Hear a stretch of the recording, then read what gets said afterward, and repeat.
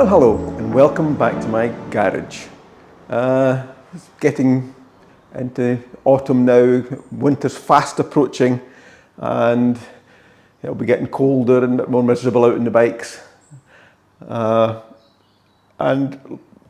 the bike I'll tend to use most throughout the winter will potentially be the little Enfield, and the Tiger from time to time. But mainly it'll be this wee bike.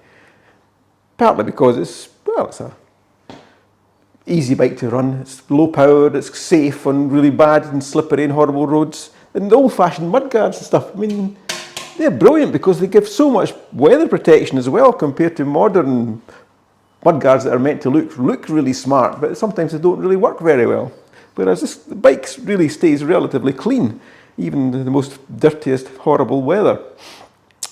But aside from that, last year when I was using the bike, I actually had purchased some Keis heated gloves and also a Keis heated vest as well, which I use on the Tiger and things, and they work just so good.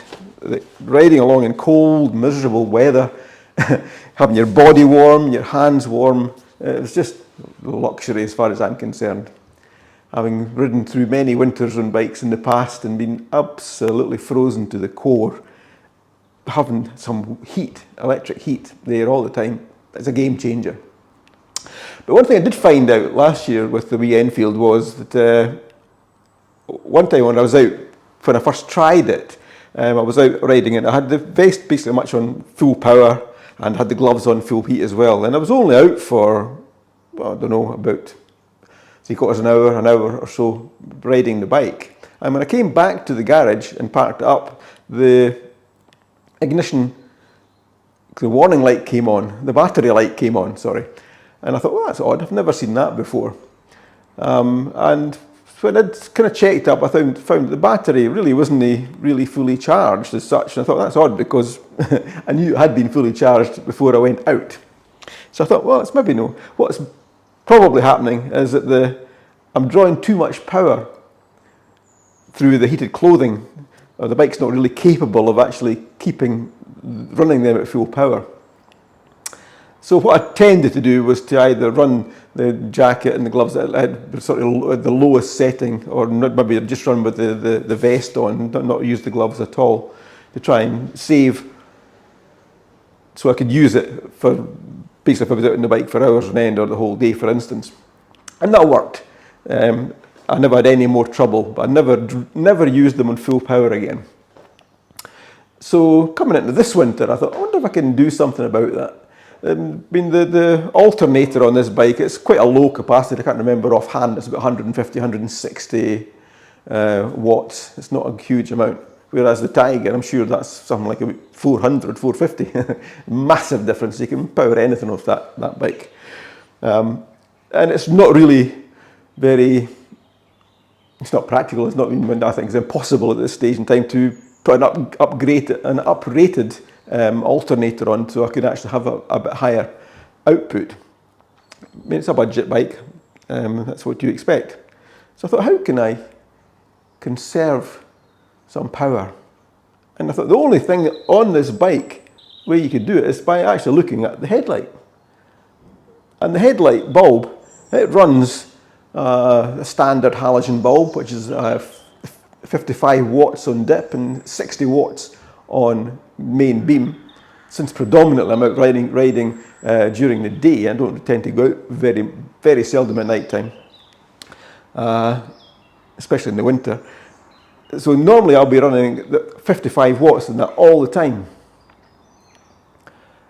And the jacket and the gloves, what do they take again? They basically be sitting around them both up to 20 watts each. That's 40 watts potentially, maximum draw that I'm taking.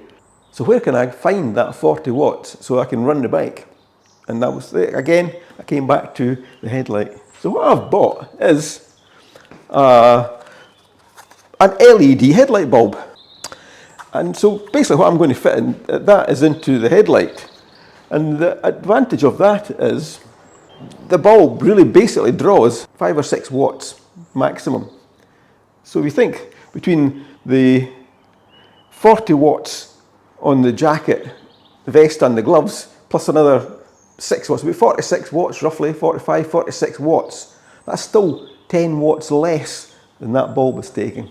So in theory, I should be able to run gloves and the vest on full power all day and still not drawing as much power from the electrical system as I'm doing just by that single headlight bulb. So that's what we're going to do. We're going to change this over. But to take a reference point before we start, what we'll do is we'll start the bike up. I've rigged up a wee voltmeter on here, so it's showing the current voltage of the battery is 13.06, 13 volts in the battery, so it's fully charged. We'll start the bike up and run it at tick over speed, and we'll see what the charge is coming into it, and then we'll switch on the gloves and the vest onto full power, and we'll see what the drop is. And then what we'll do is we'll change the headlight bulb over, and we'll use that as a reference point, and we'll see if that makes any difference to the charging voltage on the bike. So yeah, it's a scientific test. So anyway, at the moment we'll fire the bike up and we'll see what the charging voltage is without any heated clothing switched on. And we'll always just run it tick over speed. At tick over speed, with the gloves and the vest are switched off at the moment, and we're running at about 14 volts, so the bike is charging. If we switch on the vest to full power, that's it in full power, and that's the gloves and the vest both on full heat now, and we can see that the voltmeter does drop down to, kind of stabilises around about the 13.75 roughly. There's a good reference point. So you can see that it has actually dropped. So what I want to be able to do is see it is if putting the headlight bulb, the LED headlight bulb in, if we can run it at the original 14 volts, or even better hopefully. So we'll switch these off just now. That's them switched off. We're going back to 14 volts on the voltmeter. So what we'll do is we'll whip the bulb out, headlight bulb out, and swap it over to the LED one. Basically take off the heat shield, or this rubber water seal.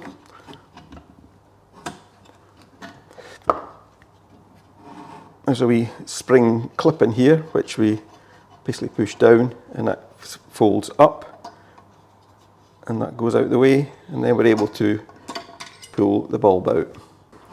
And this is the bulb that we've actually got, which is a Lucas WW13097 H4. It ranges between 6 and 24 volts.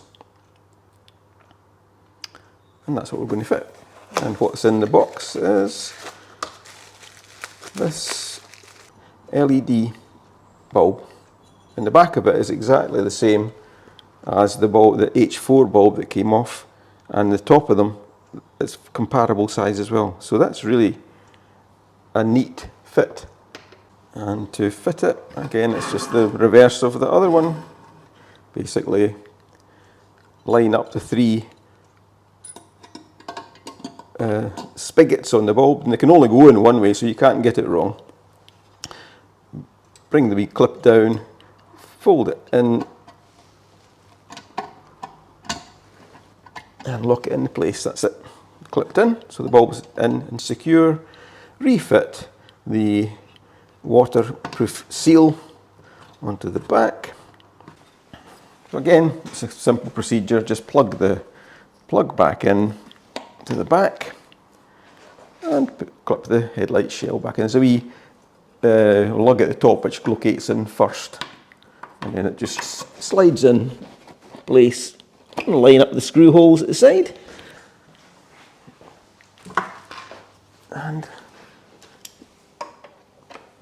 stick the 2 screws back in. And that's it. That's how easy it is to change the headlight to an LED. So now we'll switch it back on and we'll see what it's doing. Again, the heated gear's all switched off at the moment.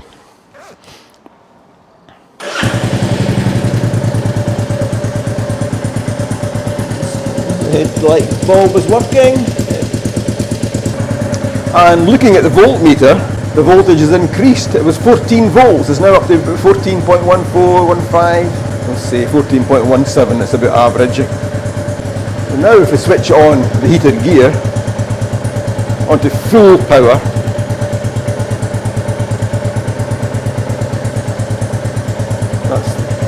that's it. The gloves and the vest, they're now on full power.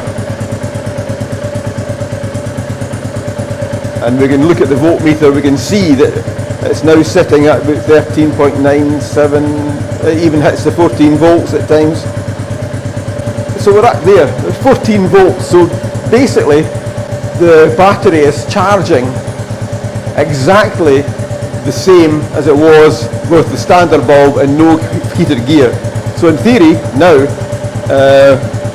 I should be able to run this bike with the LED headlight and with the heated gloves and the heated vest on full power all day long, and the charging circuit will stay exactly the same as it was before I fitted any of this equipment. So to me, that's a real success. So yeah, I think that's superb. Anyway, for now, I think that's all I was going to cover today. It was just a wee update to show the slight improvements I've made to try and make my winter riding a bit more pleasurable and a bit more warmer and a bit more comfortable. So once again, thanks for viewing, take care, ride safe, and we'll catch you on the next one. Bye for now.